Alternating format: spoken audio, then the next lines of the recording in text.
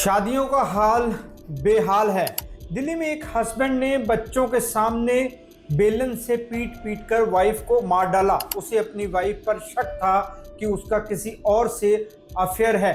गुजरात में एक हस्बैंड ने मंदिर में रखी तलवार से वाइफ का मर्डर करके उसकी बॉडी को नाले में फेंक दिया।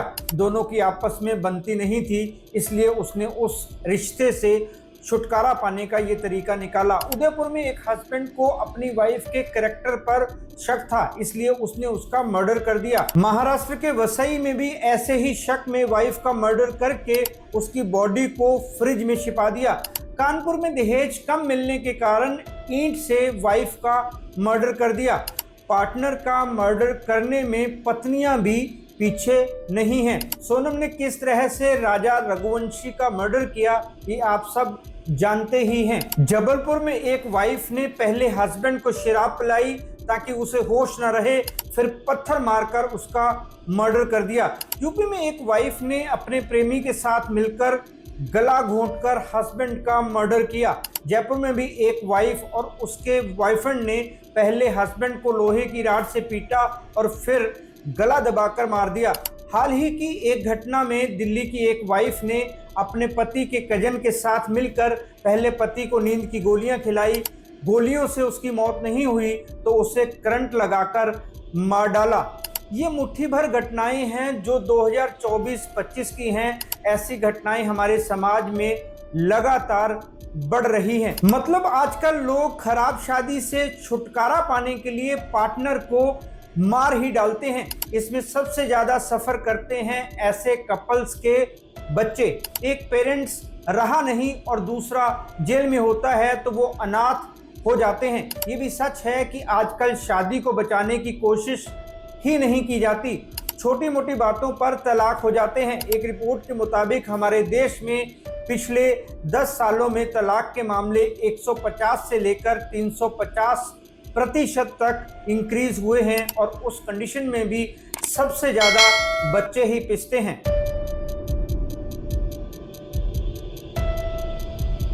नमस्कार दोस्तों, मैं हूं राहुल राय गुप्ता और आप मुझे डिटेक्टिव गुरु के नाम से भी जानते हो और हम करते हैं देश विदेश में पर्सनल और कॉर्पोरेट इन्वेस्टिगेशन। दोस्तों, क्योंकि मैं एक डिटेक्टिव हूं, मेरे पास खराब शादियों से जुड़े बहुत सारे केस आते हैं। कहीं पर हस्बैंड को वाइफ पर शक होता है, कहीं वाइफ को लगता है कि उसके हस्बैंड का अफेयर चल रहा है, कहीं पर दोनों को कंपैटिबिलिटी इश्यूज होते हैं, इसलिए उनकी शादी में प्रॉब्लम्स आती हैं। मैं अक्सर देखता हूं कि जब हस्बैंड वाइफ का रिश्ता ठीक नहीं चल रहा होता है तो बच्चे बहुत परेशान होते हैं। उनका बचपन खराब हो रहा होता है, वो ठीक से ग्रो नहीं कर पाते। कुछ बच्चों को तो मेंटल इश्यूज हो जाते हैं। कुछ बच्चे चीज़ों को मैनिपुलेट करने लगते हैं क्योंकि उनके पेरेंट्स ऐसा कर रहे होते हैं। फिर वही मैनिपुलेशन उनको क्राइम के रास्ते पर ले जाती है। एक स्टडी के मुताबिक पेरेंट्स का तलाक होता है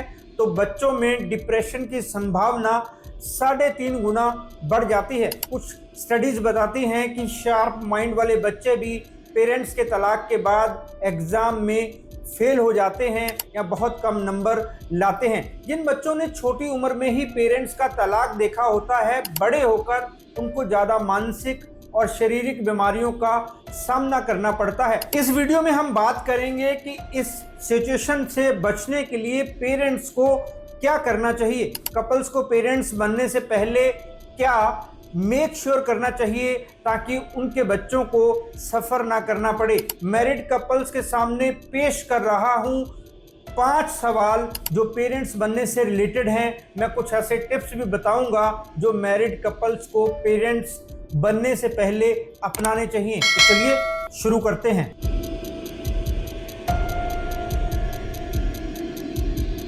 डिटेक्टिव गुरु